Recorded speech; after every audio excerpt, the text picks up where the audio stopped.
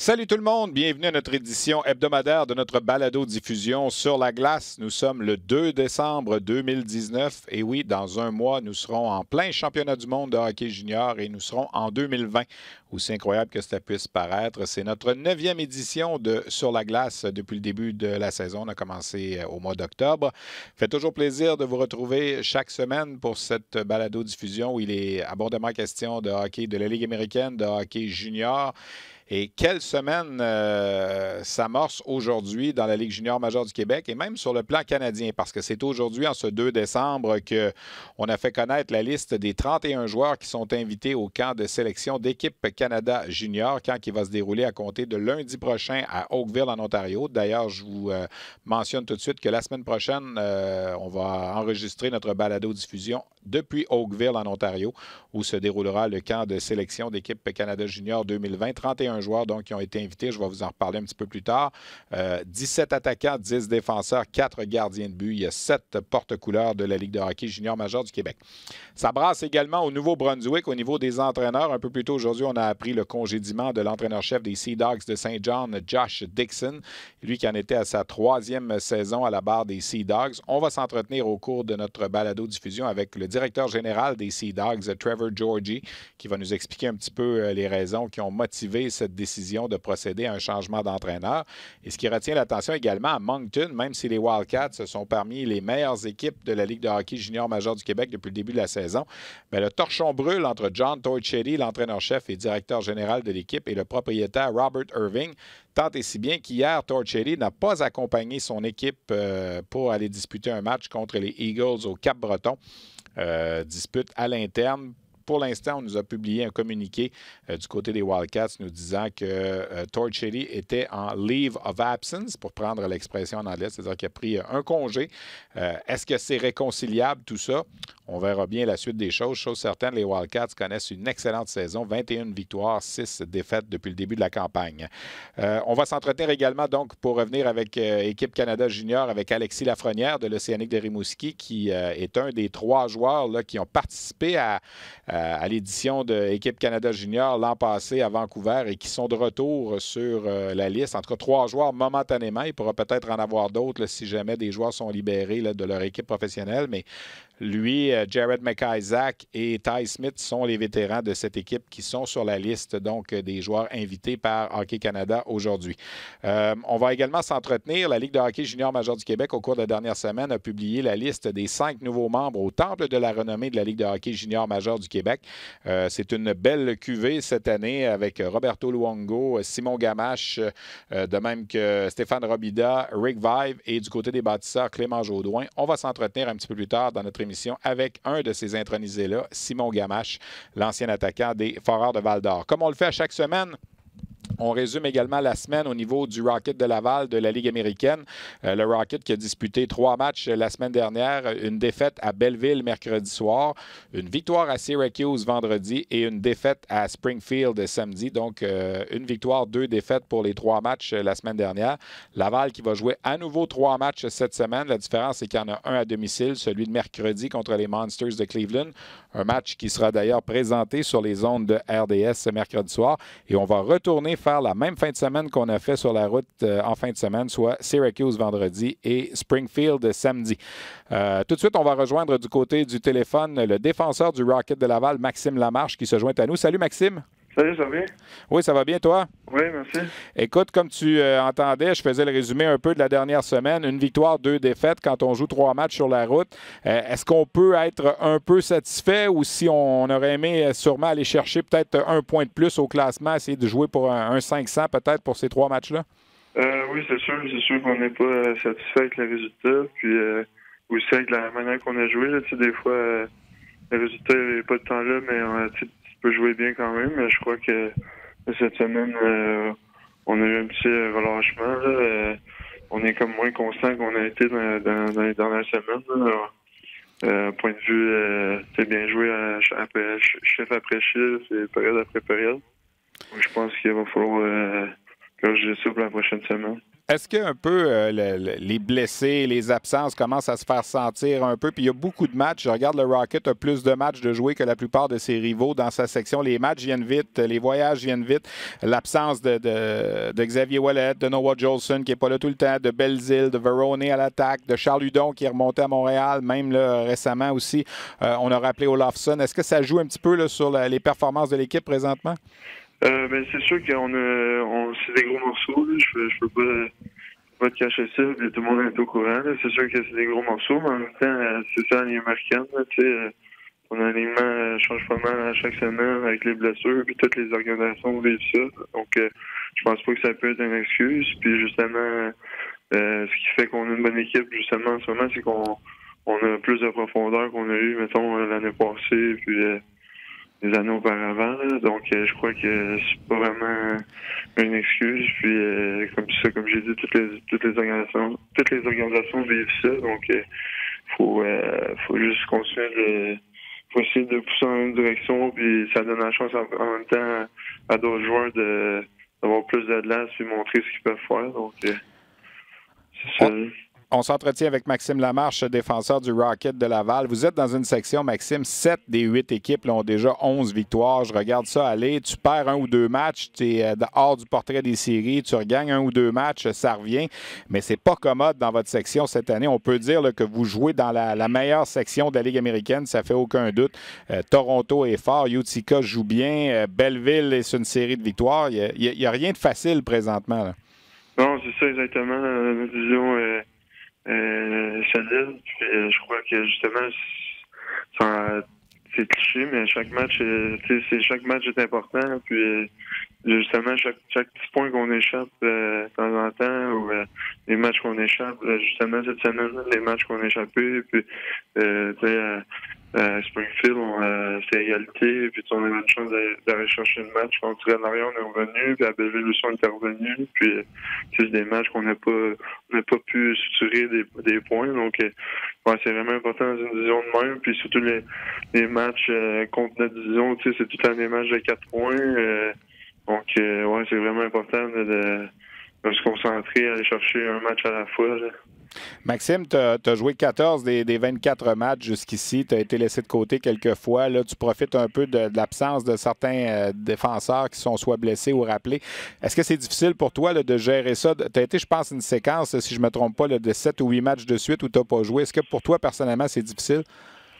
Oui, c'est sûr, c'est dur. Là. C'est dur mentalement, surtout, là, de rester positif et tout. Là, tout le monde veut aider l'équipe à gagner. Puis, on a une bonne équipe, on veut faire passer des séries et tout. Puis, je veux par rapport à ça, puis je veux aider l'équipe à gagner. Donc, c'est sûr que c'est dur, mais en même temps, je comprends que je veux pas la Ligue américaine sur la Ligue de développement, puis faut que j'accepte mon rôle, puis faut que j'essaie mon but, c'est d'être prêt mentalement puis physiquement quand j'ai ma chance d'être dans l'alignement. Puis quand je suis dans l'alignement, c'est d'essayer de rester là le plus longtemps possible, puis d'essayer d'aider l'équipe, puis rester positif, puis d'encourager les gars quand même et tout. Donc, c'est sûr que c'est dur, mais j'avais déjà passé par là aussi auparavant, puis c'est ça, j'essaie d'aider les jeunes quand même là-dedans, puis d'encourager mes coéquipiers.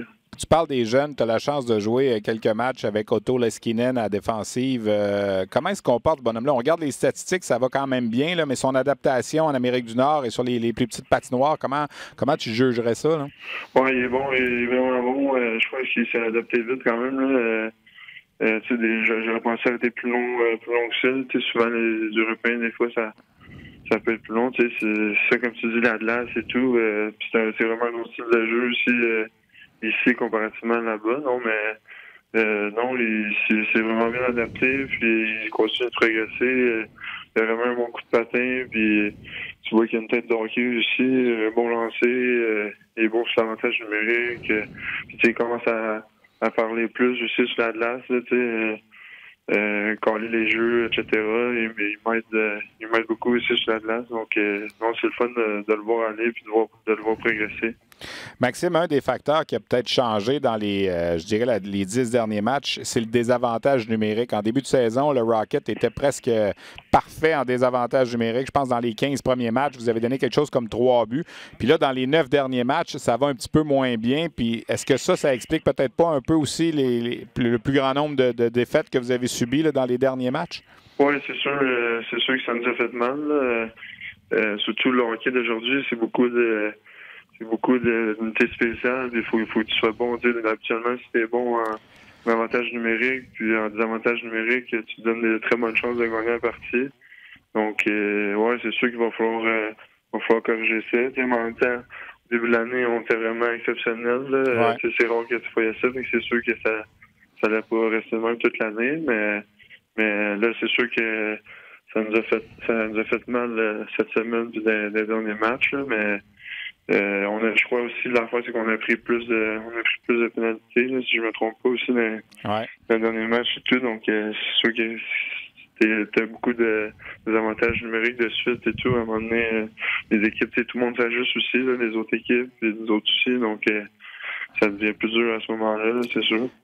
Ben écoute, Maxime, merci beaucoup d'avoir pris le temps de discuter avec nous. Le RDS va présenter le match de mercredi, comme je le mentionnais, contre Cleveland. On va vous souhaiter bonne chance et de reprendre le plus rapidement possible le sentier de la victoire. Merci beaucoup, Maxime. Oui, merci à voilà. tous. Maxime Lamarche, défenseur du Rocket de Laval, avec qui on s'entretenait. Je vous rappelle la semaine du Rocket, mercredi soir à la Place Belle contre les Monsters de Cleveland. Un match sur les ondes de RDS. Et vendredi et samedi, on retourne, comme le week-end dernier, à Syracuse contre le Club École du Lightning vendredi et à Springfield samedi contre le Club École des Panthers de la Floride pour 2 autres matchs à l'étranger. 7 des 8 équipes de la section Nord ont déjà franchi le cap des 10 victoires. C'est de loin la section la plus compétitive. Le Rocket est présentement au 5e rang de la section, mais a plus de matchs de jouer, 2 matchs de jouer ou 3 de plus de jouer que toutes les autres formations. A quand même une fiche de 27 points, 12 victoires, 9 défaites et 3 défaites en bris d'égalité. Ce sera intéressant de voir également ce qui va se passer dans le dossier des gardiens de but au moment où on enregistre la balado-diffusion. On ne sait pas exactement là, si on va lancer un SOS à Charlie Lindgren, si Keith Kincaid va se retrouver à Laval. À suivre, bref. Mais le Rocket sera en vedette sur les ondes de RDS mercredi soir. Je vous le disais en début de balado-diffusion, Hockey Canada a fait connaître aujourd'hui la liste des 31 joueurs qui sont invités au camp final de sélection. Et quand on a cette liste-là, qu'on le veuille ou non, là, ça nous amène à commencer à parler plus en plus du championnat mondial de hockey junior. Alors, 31 joueurs invités, 17 attaquants, 10 défenseurs, 4 gardiens de but. Je ne vous nommerai pas tous les joueurs. Je vais simplement peut-être nommer les joueurs de la Ligue junior majeure du Québec. Alors, du côté des gardiens de but, Olivier Rodrigue des Wildcats de Moncton. Chez les défenseurs, il y en a un seul, le vétéran Jared McIsaac, qui était là l'an dernier avec les Mooseheads d'Halifax, qui vient tout juste d'effectuer un retour au jeu, lui qui a subi une opération quand même importante. Et il y a 5 attaquants également, Benoît-Olivier Groux et Raphaël Lavoie des Mooseheads d'Halifax. Dans le cas de Lavoie, il avait participé au camp l'an dernier. Il avait été retranché. Il avait alors 18 ans. Alexis Lafrenière de l'Océanique de Rimouski, évidemment, il était là l'an passé. Il est de retour. Jacob Pelletier des Wildcats de Moncton et Dawson Mercer des Voltigeurs de Drummondville. Ces 2 bonhommes-là n'étaient pas au camp estival cet été, mais ils ont tellement bien fait depuis le début de la saison et particulièrement lors de la série de 2 matchs contre les équipes russes, contre la formation russe au début du mois de novembre. On n'a pas pu passer à côté. Alors, ce sont les 7 joueurs qui vont tenter de se tailler un poste. Pour l'instant, Joe Veleno des Griffins de Grand Rapids dans la Ligue américaine qui a 19 ans ne fait pas partie de la liste, mais j'ai l'impression qu'on va l'ajouter. Il n'y a que 17 attaquants sur la liste. J'ai l'impression qu'on lui a gardé une place. Normalement, on aurait dû en mettre 18. Alors, j'ai comme l'impression que Veleno sera là disponible pour le début du camp de sélection lundi prochain. Ce sera à suivre au cours des prochains jours. Pour l'instant, les 3 joueurs de moins de 20 ans qui évoluent dans la Ligue nationale ne sont pas sur la liste des joueurs invités. On parle de Kirby Dack des Blackhawks de Chicago, Barrett Hayton, un vétéran de l'an dernier des Coyotes de l'Arizona, et Noah Dobson des Islanders de New York, également un vétéran de l'an dernier. Est-ce que ces joueurs-là pourront s'amener un peu plus tard dans le processus d'ici au début du tournoi? Le premier match, c'est le 26 décembre. Normalement, l'équipe canadienne s'envole pour l'Europe le 14 décembre prochain au terme du camp d'entraînement qui aura lieu du 9 au 12 à Oakville. Ce sera à surveiller. Évidemment, comme à chaque année, il y a toujours des oubliés. Du côté de la LHJMQ aujourd'hui, sur les médias sociaux, on parle beaucoup du fait que Samuel Poulain du Phoenix de Sherbrooke ne fait pas partie de la liste des joueurs invités. Effectivement, c'est dommage dans son cas. Même chose pour Gabriel Fortier du Drakkar de Bécomo. Peut-être aussi Justin Barron des Moussets d'Halifax qui était dans les discussions là, pour faire partie de cette formation. Évidemment, il faut trancher à un certain moment. Des oubliés, il y en a au Québec, il y en a dans l'Ontario, il y en a dans l'Ouest aussi. À un certain moment, c'est l'entonnoir qui rapetisse, on n'a pas le choix. Mais ce que je remarque de cette liste d'invitations-là, puis je vous invite d'ailleurs à syntoniser à Hockey 360 ou sur la zone vidéo de RDS.ca, on va s'entretenir avec l'entraîneur adjoint de l'équipe, André Tourigny.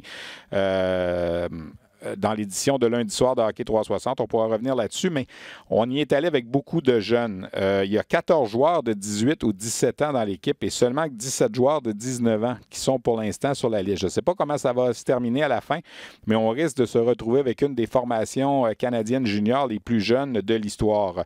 Côté répartition, il y a 12 joueurs invités de la Ligue de l'Ontario, 8 de l'Ouest, 7 du Québec et 4 qui évoluent dans la NCAA.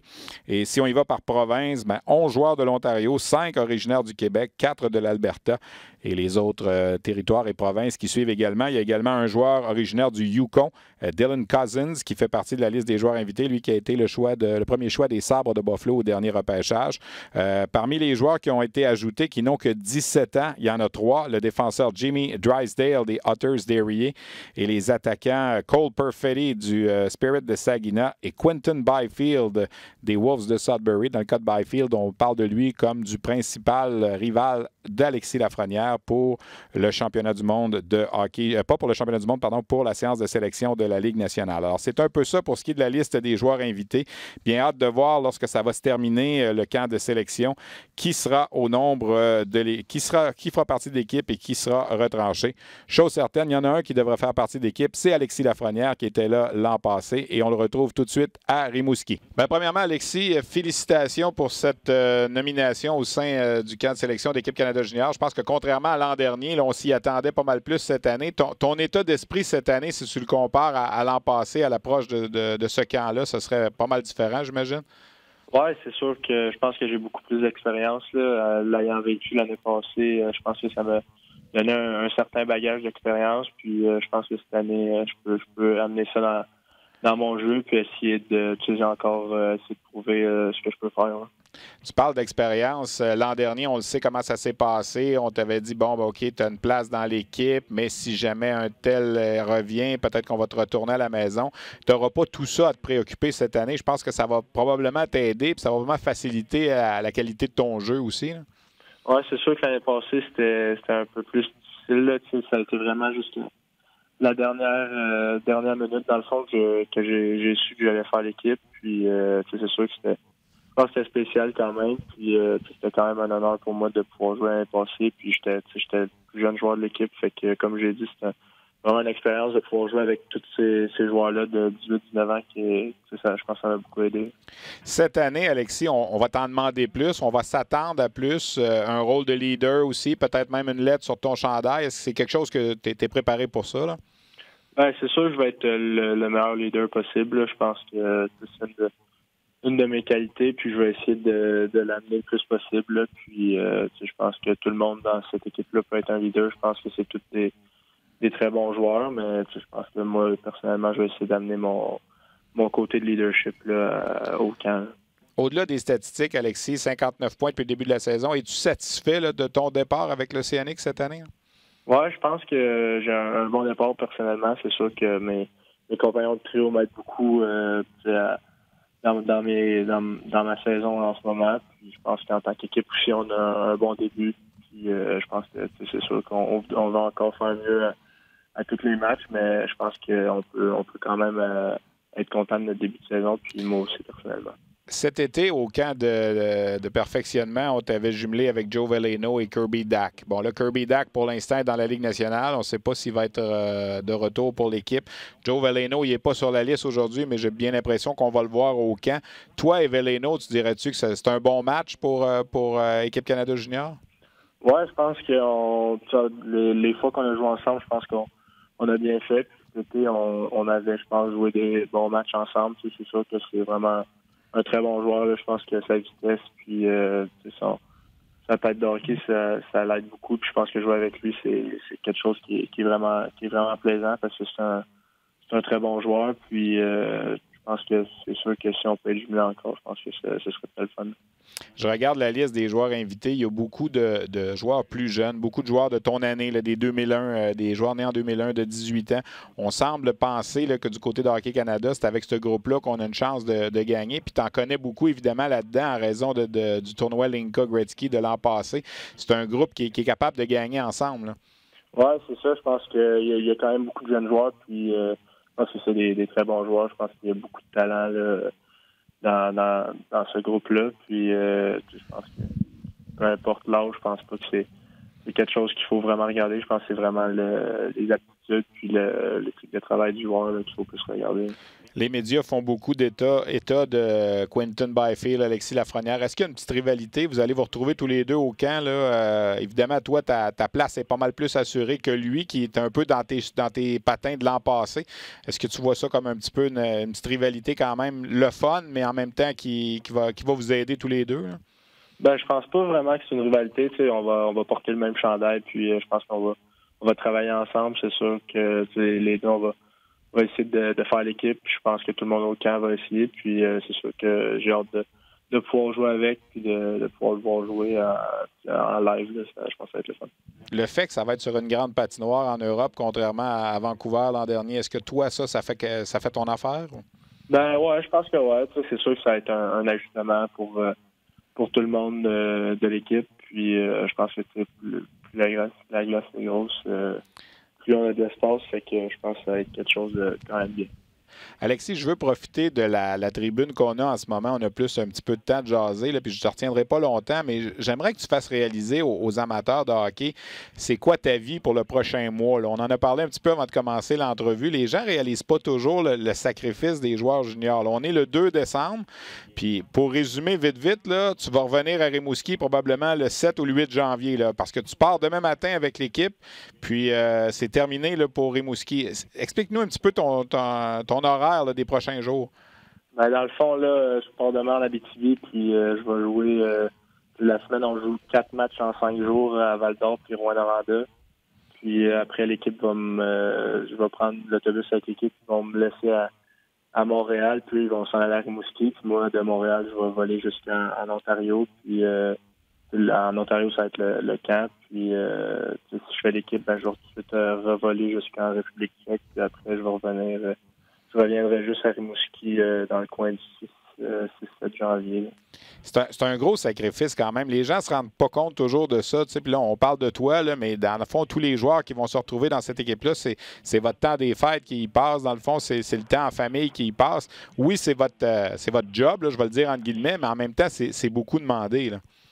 Ben, c'est sûr que le temps des fêtes, c'est des moments spéciaux en famille, je pense. Mais je pense qu'en grandissant, moi, personnellement, j'ai beaucoup regardé ce tournoi-là, puis ça a toujours été un rêve d'enfance. Puis de pouvoir, l'année passée, de pouvoir jouer, puis cette année, peut-être avoir la chance de pouvoir jouer, je pense que c'est juste spécial, puis c'est un peu l'opportunité d'une vie. Fait que c'est sûr qu'on aura peut-être un petit peu de temps en famille, mais je pense que ça vaut la peine.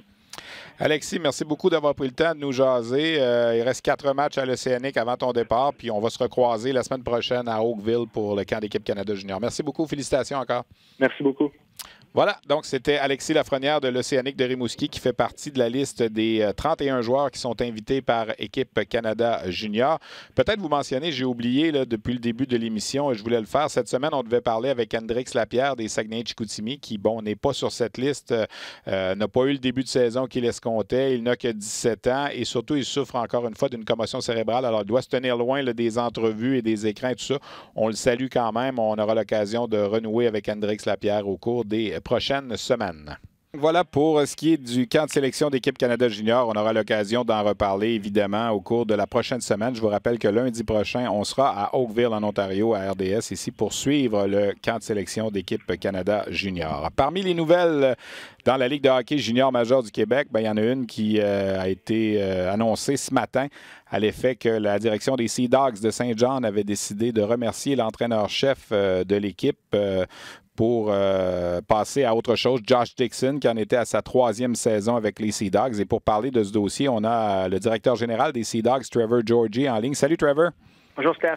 Écoute, j'imagine que c'est jamais une décision facile. Toi et Josh le faisiez équipe quand même depuis 2 ans et demi. Qu'est-ce qui a amené à cette décision-là ce matin? Oui, c'est pas une journée facile, c'est clair. Josh, c'est quelqu'un qui a travaillé très, très fort pour nous. Puis pendant 2 années et demie, dans la reconstruction de l'équipe, il a gardé les choses très positives. Mais pour nous, on avait des attentes à ce point de la saison qu'on aurait été mieux, une meilleure équipe collective et quelques joueurs individuellement. Puis quand on a jasé puis visité ce dossier-là, on a décidé que c'était temps de changer l'entraîneur-chef. Est-ce que c'est quelque chose que tu réfléchissais depuis un bon moment ou si c'est quelque chose qui s'est fait peut-être plus récemment? Ça dépend de définition d'un bon moment ou plus récemment. Tu sais, c'est quelque chose que pour nous, on est presque au moitié de la saison. Puis on a des attentes dans notre reconstruction d'être dans un certain niveau dans le circuit courto. Puis on a des attentes pour quelques-uns de nos joueurs en tant que leur progression. Puis pour nous, on ne sommes pas là, on n'est pas rendu là encore. Donc c'est ça, on a décidé de prendre cette décision-là. Est-ce que tu dirais que c'est un peu aussi le manque peut-être de constance dans les résultats? On sentait que par bout, on dirait que les Sea Dogs, ça voulait décoller. Puis là, oups, il y avait une série de défaites qui arrivaient. Puis des fois, des défaites qui ont fait mal aussi. Moi, j'ai parlé à certains recruteurs, puis ils me disaient l'équipe semble désorganisée. C'est un peu n'importe quoi à quelques moments en termes de système de jeu. Qu'est-ce que tu aurais à dire là-dessus? Oui, c'est une bonne commentaire. Pour nous, on avait... on regarde les 29 premières parties de la saison, puis on regarde des parties, moi je pense, on réfléchit à des parties où on menait peut-être par 3 buts, 4 buts, 5 buts à des points, ou même des parties on menait dans la 3e période. Puis si on était capable de gagner, disons, 5 de ces parties-là, ça nous met dans, je pense, 6e ou 7e dans toute la Ligue. Donc, une différence comme ça de parties où vraiment, on espérait, notre attente était de gagner une partie de hockey où on n'était pas capable de compléter la victoire. Puis je pense que ça fait une grande différence. Puis évidemment, ça fait une grande différence dans le pointage. Josh était un entraîneur recru lorsqu'il s'est amené avec les Sea Dogs il y a 2 ans et demi dans la Ligue junior majeure du Québec. Maintenant, pour la suite des choses, est-ce que tu as établi un profil? Là, pour l'instant, c'est l'entraîneur adjoint Jeff Cowan qui va assurer l'intérim, mais dans l'identité du prochain candidat, est-ce que tu as déjà un profil que tu veux essayer de trouver là, pour peut-être assurer la continuité puis changer les choses un peu du côté des Sea Dogs? Oui, Jeff, on veut donner l'opportunité de mener ici avec notre équipe. Jeff est dans l'organisation depuis 7 ans. Il a travaillé avec Mike Kelly, puis avec Josh, puis 2 autres. Ça fait 4 entraîneurs-chefs qu'il a travaillé avec. Il a joué 400 parties de la LNH, il a joué 400 parties dans la Ligue américaine, donc il a beaucoup d'expérience. Donc, on veut lui donner cette opportunité-là. Mais pour nous, dès maintenant, jusqu'à la fin de la saison, on va évaluer... travailler sur notre dossier en tant que les critères, puis nos attentes de notre collectif comme entraîneur, l'équipe d'entraîneurs, puis on va être certain qu'en entrant l'année prochaine, on a le collectif exact qu'on va avoir besoin pour aller chercher une Coupe Montréal. Donc, ce que tu nous dis, Trevor, c'est qu'il n'y aura pas de nouvel entraîneur d'ici la fin de la saison. Jeff Cowan va être là pour terminer le calendrier 2019-2020? C'est ça nos attentes présentement. OK. On ne veut pas se tenter d'aller chercher un gars d'expérience. On a vu des noms circuler là, sur Internet, notamment là, des Marc-André Dumont ou des Gordy Dwyer ou des bonhommes comme ça. Pour l'instant, c'est pas ça le plan, là. C'est pas ça le plan. On va commencer à préparer notre dossier, préparer nos critères. Puis on va prendre ça va être un processus. Tu sais, le prochain entraîneur-chef va être c'est soit Jeff ou soit quelqu'un d'autre. Ça va être une groupe d'entraîneurs qui vont être capables de nous mener à la coupe. Puis on va prendre notre temps en tant que critère et être très, très clair en tant que ce qu'on cherche pour le collectif. Les Sea Dogs, je pense que c'est connu à travers la Ligue. Vous avez un noyau de jeunes joueurs assez impressionnant là, à la suite évidemment des moins bonnes saisons que vous avez eues dans les 2 dernières années. Vous avez repêché d'excellents espoirs. Ça va être quoi le plan des Sea Dogs pendant la période des transactions qui s'amènent? On a quand même des joueurs qui peuvent être intéressants là, pour d'autres équipes. Je pense à Nicolas Gay notamment, que vous avez fait l'acquisition. Est-ce qu'on va garder nos effectifs pour tenter de finir le plus haut possible ou si on est prêt peut-être encore à laisser aller à un vétéran ou deux pour aller chercher d'autres bons jeunes? C'est une bonne question. Puis clairement, un joueur comme Nicolas, il a beaucoup d'intérêt. C'est quelqu'un de gros caractère. Puis surtout hors glace et sur la glace, il fait une grande différence pour nous. Donc, pour nous, on va regarder à Noël de prendre des pas en avance, mais aussi on n'est pas fermé à prendre des pas en arrière en tant que transaction. Donc, après Noël, on veut que notre équipe soit améliorée. Encore, on pense que c'est 6 points. Je pense qu'il y a un point de différence de 6 points qui nous met dans tout un différent classement. Ouais. On n'est pas loin, surtout quand d'autres équipes vont vendre. On va s'améliorer après Noël, mais ça ne veut pas nécessairement dire qu'on va être plus vieux. Ça veut juste dire qu'on va s'améliorer. Trevor, merci beaucoup d'avoir pris le temps de discuter avec nos auditeurs ici à RDS. Bonne continuité, puis on va suivre ça de près avec le travail de Jeff Cohen à la barre de l'équipe. Merci beaucoup, Trevor. Merci, Stéphane. OK. Ouais. Alors voilà, c'était Trevor Georgie, directeur général des Sea Dogs de Saint John. On a congédié ce matin Sean Dixon, qui en 158 matchs à la barre des Sea Dogs avait remporté 37 victoires et subi 121 défaites. C'est pas un dossier évidemment très reluisant. Il faut dire à sa décharge que l'équipe au cours des 2 dernières années est extrêmement jeune. 12 victoires et 13 victoires au cours des 2 dernières années. Et là, on avait cette année jusqu'à maintenant une fiche de 12 victoires, 16 défaites et un revers en bris d'égalité. Je pense que la statistique qui fait le plus mal là, du côté de Josh Dixon, c'est au niveau défensif. Saint John est 18e en défensive dans la Ligue. On a déjà permis 129 buts. Alors, c'est peut-être un peu là, la goutte qui a fait déborder le vase. Selon ce que Trevor vient de nous dire, pour l'instant, il n'y a pas de nouvel entraîneur qui va se pointer du côté de Saint John. On va y aller avec Jeff Cohen, qui, comme le mentionnait Trevor, est un adjoint de longue date avec l'organisation. Une autre équipe au Nouveau-Brunswick a fait beaucoup parler d'elle au cours des dernières heures, c'est les Wildcats de Moncton. Pourtant, les Wildcats sont 3e au classement général derrière Sherbrooke et Chicoutimi. Une fiche de 21 victoires, 6 défaites. Mais hier, pour le match au Cap-Breton, l'entraîneur-chef John Torricelli était absent. Il ne s'est pas présenté au départ de l'équipe en autobus samedi de Moncton pour la route vers Sydney en Nouvelle-Écosse. Et on n'a pas été en mesure de savoir vraiment ce qui s'est passé, mis à part qu'on a glané quelques informations, à savoir qu'il semble y avoir une dispute entre le propriétaire de l'équipe, Robert Irving, et l'entraîneur-chef John Torricelli. Tant et si bien là, que pour l'instant, Torricelli n'est pas avec l'équipe. Ce sont les adjoints hier qui ont dirigé l'équipe des Wildcats, qui a d'ailleurs subi une défaite au Cap-Breton. Et pour ce qui est des Wildcats, le seul communiqué qui nous a été envoyé, c'est un communiqué très laconique qui dit tout simplement que John Torricelli is taking a leave of absence for personal reasons. Alors, il prend un congé pour des raisons personnelles.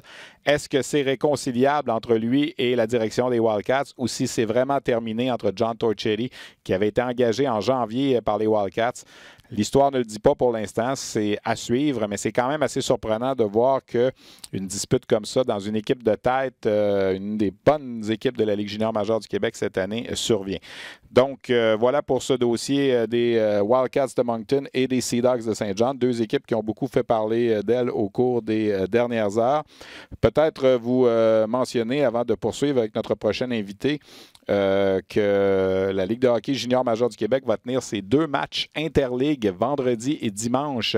Il y en a 2 par saison maintenant avec les Olympiques de Gatineau et les 67 d'Ottawa. Ça va se passer vendredi à Gatineau et dimanche à Ottawa. 2 matchs qui comptent pour le classement général. Au cours de la dernière semaine, la Ligue de hockey junior majeure du Québec a fait connaître l'identité des 5 nouveaux membres qui vont faire partie de la cérémonie d'intronisation au Temple de la Renommée qui aura lieu le 8 avril 2020. 5 membres qui s'ajoutent, qui va porter le nombre à 104 membres au Temple de la Renommée. 4 joueurs et 1 entraîneur. L'entraîneur, c'est Clément Jaudoin. Les 4 joueurs, Roberto Luongo, Rick Vive, Stéphane Robida et Simon Gamache, l'ancien attaquant des Foreurs de Val-d'Or, qu'on retrouve au téléphone. Salut Simon. Salut Stéphane. Écoute, comment est-ce qu'on accueille ça quand le téléphone sonne une journée puis Gilles Courteau nous appelle pour nous dire « Simon, j'ai une bonne nouvelle, tu vas être intronisé au Temple de la Renommée de la LHJMQ ». Ouais, c'est quand même de quoi d'excellent à l'entendre. Là, je vais te dire, c'est tout un privilège là, quand on l'entend. Là, c'est tout un honneur, je vais te dire, d'être à côté de ces grands noms-là. Là. Simon, tu as été déjà honoré l'an dernier par les Foreurs. On a retiré ton numéro. Là, quand on dit que tu vas entrer au Temple de la renommée avec la carrière que tu as connue au niveau junior, je pense que c'est une reconnaissance assez exceptionnelle de ce que tu as accompli. Là. C'était déjà excellent, le retrait de mon chandail, mais là, c'est un autre coche, on va dire, là, au niveau de la Ligue. Là, c'est quelque chose. Simon, pour les plus jeunes, j'ai fait une mention la semaine passée en ondes quand la nouvelle a sorti. Je disais qu'on parlait beaucoup d'un genre de joueur à la Cole Caulfield à Montréal, puis qu'on se dit, lui, peut-être qu'il pourrait régler des problèmes avec le Canadien. Est-ce que tu es né 20 ans trop tôt, Simon, puis que tu étais un peu ce genre de joueur-là qui marquait d'un peu partout, puis qui avait un petit gabarit, non?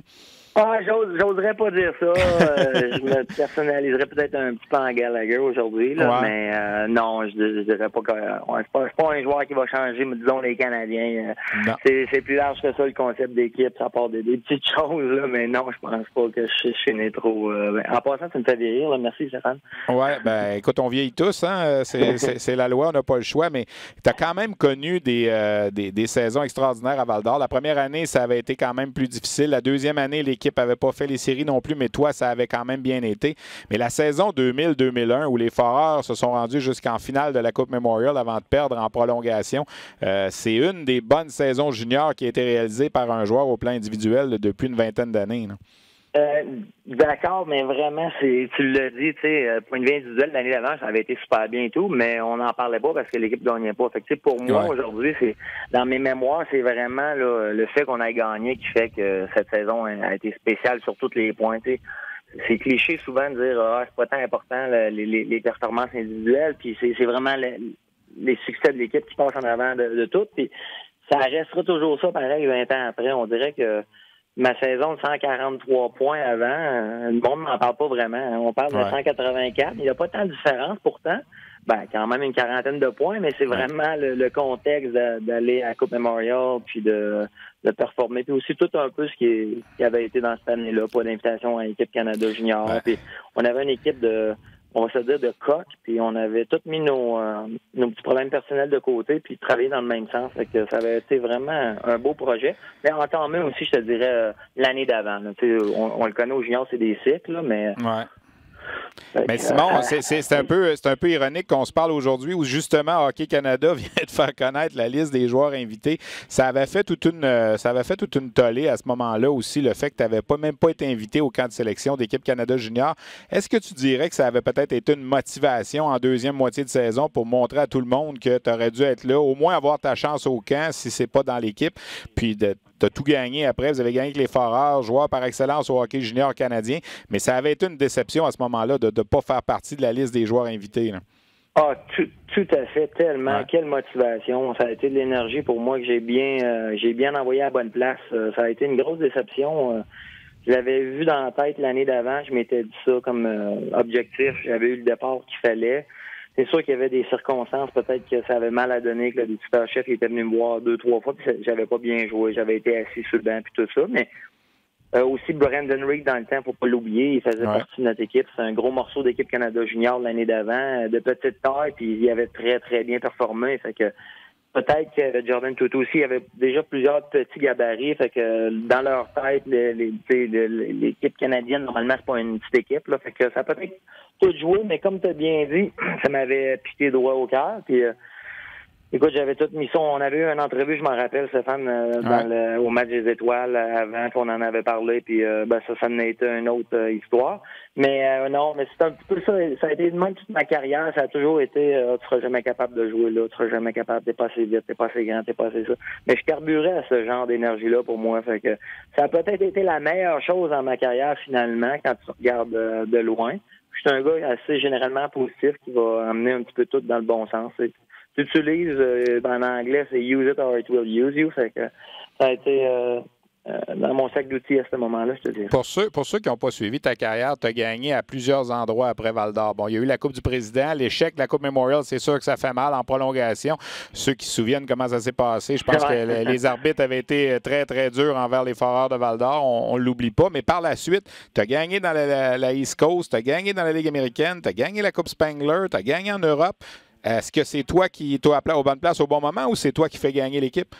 Moi, je te dirais, c'est plein de facteurs, mais oui, à partir de cette victoire-là, on dirait que tu y goûtes, on dirait que tout le monde ça devient des années gravées en dedans de toi. C'est tellement ces années-là qu'on se rappelle comment ça on a été capable de gagner, de soulever les défis, parce que c'est pas juste gagner puis c'est fini. Là. Non, il y a eu 100 matchs entre-temps, il y a eu des hauts puis des bas, puis c'est de se relever en équipe. Tu vas toujours garder ça en tête parce qu'il n'y a pas un joueur qui fait gagner son équipe. C'est sûr que moi, on dirait que les projecteurs ont toujours été sur moi à Val-d'Or, mais personnellement, j'oublie pas les 20 autres joueurs, mes entraîneurs, les entraîneurs adjoints, les soigneurs, le directeur général, les dépisteurs. Ça va loin là, à Val-d'Or, le monde qui travaille, les bénévolats, qui mettent toute la bonne énergie, qu'à la fin du compte, toute l'équipe en bénéficie. C'est vraiment ça, une équipe pour moi gagnée. Oui, j'étais vraiment chanceux aussi, je dois le dire. J'ai été à des places, des bonnes équipes. Hein.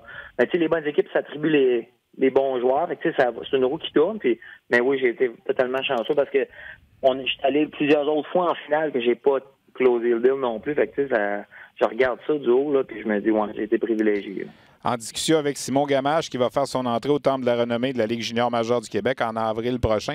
Simon, quand tu regardes le fil de ta carrière, tu es retiré aujourd'hui, le fait que ça n'a pas fonctionné autant dans la Ligue nationale, est-ce que c'est un regret ou tu te dis au contraire, j'ai eu la chance de jouer une 50aine de matchs, puis dans le fond, j'ai atteint mon rêve quand même?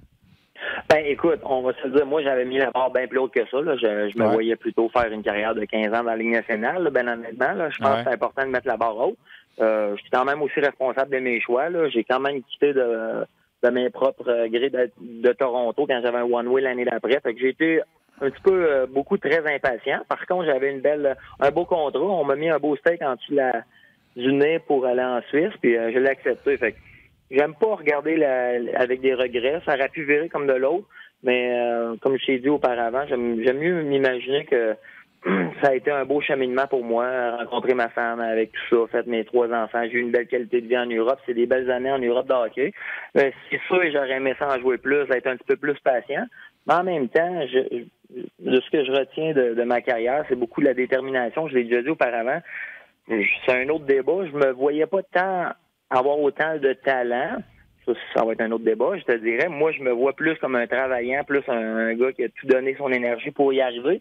Fait qu'en ayant dit ça, je savais aussi que j'avais peut-être mes limites à un autre niveau dans la Ligue nationale. Tu sais, pour moi, c'était important d'évoluer quand même avec des joueurs de première ligne. Tu sais, puis je l'ai pas vraiment fait à part 2-3 matchs à Saint-Louis avec Keith Ketchuk, Doug Wade. Mais sinon, mais j'ai pas de regrets ou je me plains pas. Là.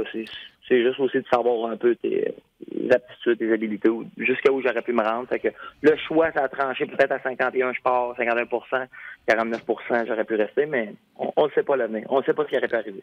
Choix de 5e ronde dans des Foreurs de Val-d'Or, c'est ça? Tu avais joué dans la Ligue Midget 3A. Quel message tu donnerais à un jeune, justement, là, qui n'est pas repêché dans les premières rondes puis qui doit s'exiler à, exemple, un endroit comme Val-d'Or? Toi, tu étais de Thetford Mines. Ça fait peur au début à 17 ans. Toi, tu es parti puis la vie s'est ouverte devant toi, dans le fond. Oui, mais regarde, tu as un objectif dans la tête. La belle petite phrase que je t'ai dit tantôt, use it or it will use you, ça serait vraiment mon conseil parce qu'il y a n'importe quoi dans la vie pour n'importe quel domaine. Je suis persuadé que tu peux y arriver si vraiment tu y crois. Puis je l'ai tellement entendu, là, tu seras pas capable d'arriver là, tu seras pas capable de faire junior majeur, tu seras pas capable de jouer midget 3, tu seras pas capable de jouer dans la Ligue américaine, dans la Ligue nationale. Je l'ai tellement entendu, mais ça, c'est oublier tout ce monde négatif-là. Tu crois en toi, puis tu mets les énergies nécessaires en temps et lieu, puis chaque chose arrive en son temps si tu fais les bonnes choses au bon moment. Est-ce que tu as commencé à préparer ton discours un petit peu? Ouais, non, mais j'étais un gars assez direct, ça sort un peu comme ça sort. Okay. Mais oui, peut-être une belle soirée, ça serait peut-être le temps de mettre un petit carton, puis Oui, c'est sûr que j'ai assisté, Simon, à toutes les soirées d'intronisation depuis que la Ligue fait ça, là, depuis plus de 20 ans. C'est une superbe soirée. Puis des fois, les joueurs intronisés ne s'attendent pas à ce que, justement, ça soit si grandiose que ça. Alors, profite-en bien. Puis assure-toi de ne pas oublier personne dans ton cheminement, là, dans tes remerciements, parce que tu vas voir que c'est une belle soirée que tu n'oublieras pas. Là. Oui, je le sais, je te remercie. Oui, c'est sûr que j'en ai plein à remercier, mais non, c'est sûr, je vais. Il devient quoi, Simon Gamache, aujourd'hui? Il est retourné dans ses terres à Thetford Mines, quoi? Oui, à Thetford Mines, sur le bord d'un lac. J'ai toujours voulu ça. J'ai fait 2 ans dans les assurances et placements, mais là, j'ai laissé ça il y a 2 mois. Je recherche peut-être un peu plus... chaussures à mes pieds, un petit peu plus. Pour ceux qui se demandent pourquoi j'ai pas de voix, là, j'ai commencé le coaching avec ma fille à Ringuette, fait que j'ai un peu ça dans le sang. Là. Je suis assez intense et positif. Alors, c'est peut-être vers là que je m'enligne. Par contre, c'est pas final. J'ai d'autres options à attendre. Mais pour l'instant, j'en profite avec ma femme et mes 3 enfants. Un petit peu homme à la maison pour l'instant. Ben écoute, Simon, félicitations. Moi, dans mon livre à moi, tu restes un des plus spectaculaires là, que j'ai vu en 25-30 ans à RDS. Là. Alors, bien mérité, puis j'ai bien hâte de te recroiser à cette cérémonie d'intronisation-là. Un gros merci, Stéphane. À bientôt, puis merci à tous. Voilà, Simon Gamache, ancien attaquant des Foreurs de Val-d'Or, qui sera intronisé au Temple de la Renommée, joueur par excellence au hockey junior canadien en 2000-2001.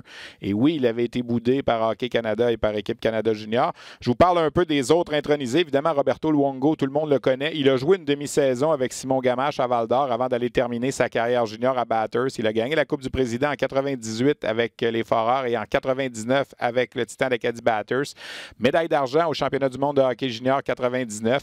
Médaille d'or aux Jeux olympiques de 2010 à Vancouver. Ce sera évidemment le fait saillant de sa carrière et il est au 3e rang de la liste de tous les temps là, pour le plus de victoires par un gardien de but dans la Ligue nationale. Stéphane Robida, défenseur choisi en 7e ronde en 1995 par le Canadien de Montréal. Et aujourd'hui, on regarde ça avec le recul, près de 25 ans plus tard, de tous les défenseurs réclamés en 1995 dans la Ligue nationale, Robida vient au 2e rang pour le plus grand nombre de matchs joués dans la Ligue nationale. Seul Wade Redden, qui avait été choisi 2e au total, a joué plus de matchs que Stéphane Robida parmi tous les arrières réclamés en 95. Lui aussi, un choix de 3e ronde des Cataractes de Shawinigan. Il avait joué son hockey midget à Magog. Il a été 4 ans avec les Cataractes, capitaine de l'équipe, a eu une belle carrière junior. Alors lui aussi, un honneur pleinement mérité. Rick Vive, pour les plus vieux, a joué avec les Castors de Sherbrooke 2 ans. À l'âge de 17 et 18 ans, au milieu des années 70. On l'a surtout connu par la suite avec les Maple Leafs de Toronto dans la Ligue nationale. 3 saisons de 50 buts. C'est un bonhomme qui est originaire d'Ottawa. À cette époque-là, les Castors de Sherbrooke avaient cette facilité d'attirer les joueurs, que ce soit des Maritimes ou de l'Ontario, à venir jouer dans la Ligue de hockey junior majeur du Québec. Alors, Rick Vive sera intronisé. Et chez les bâtisseurs, on pouvait difficilement passer à côté de Clément Jaudoin, qui a été, écoute, il a été entraîneur-chef à tous les niveaux. Midget 3A, collégial 3A, universitaire, Ligue américaine. Il a été adjoint dans la Ligue nationale dans 4 décennies différentes. Il était adjoint avec les Penguins de Pittsburgh dans les années 80, avec le Canadien dans les années 90, 2000, 2010. 3 médailles d'or comme entraîneur adjoint avec l'équipe Canada Junior 2006, 2007 et 2008. Coupe du Président avec les Maniacs de Lewiston. Souvenez-vous des Maniacs en 2007. Il dirigeait notamment David Perron, Jonathan Bernier notamment. Et il dirige toujours en Allemagne aujourd'hui. Je me souviens d'avoir fait un reportage avec lui il y a peut-être une dizaine d'années. Puis on avait parlé de sa carrière. Puis il m'avait dit... Je pense que la seule chose qui me reste à faire, c'est en Europe. Alors, quand ça va se terminer ici en Amérique du Nord, j'aimerais aller finir ça en Europe. Bien, il dirige présentement en Allemagne. Alors, salutations Clément également et félicitations là, pour cette nomination au Temple de la Renommée de la Ligue de hockey junior majeur du Québec. Peut-être vous mentionner en terminant quelques petites nouvelles, notamment Hockey Canada qui a fait connaître... À RDS, on va vous présenter le week-end du 14-15 décembre les 2 finales, médaille de bronze et médaille d'or du défi mondial Junior A. C'est un tournoi qui a lieu à chaque année pour des joueurs qui évoluent, qui gardent leur admissibilité là, pour aller jouer dans les collèges américains. Et au niveau canadien, on sépare le Canada en 2, Canada Est et Canada Ouest. Et dans la formation Canada Est, il y a quelques joueurs là, québécois qui ont été sélectionnés. Jérémy Laframboise du Collège français de Longueuil, Charles Tremblay également, Philippe Chapelot, tous du Collège français de Longueuil, et Dovar Tinling, qui est un Québécois qui joue à Hawkesbury dans la Ligue centrale junior A de l'Ontario. Alors, ces 4 joueurs vont faire partie de l'équipe Canada Est qui va rivaliser d'adresse avec certains joueurs au niveau de ce tournoi-là qui va être présenté là, du 8 au 15 décembre et dont RDS va vous diffuser là, les deux finales le 15 décembre prochain. Alors, voilà donc pour cette petite nouvelle également.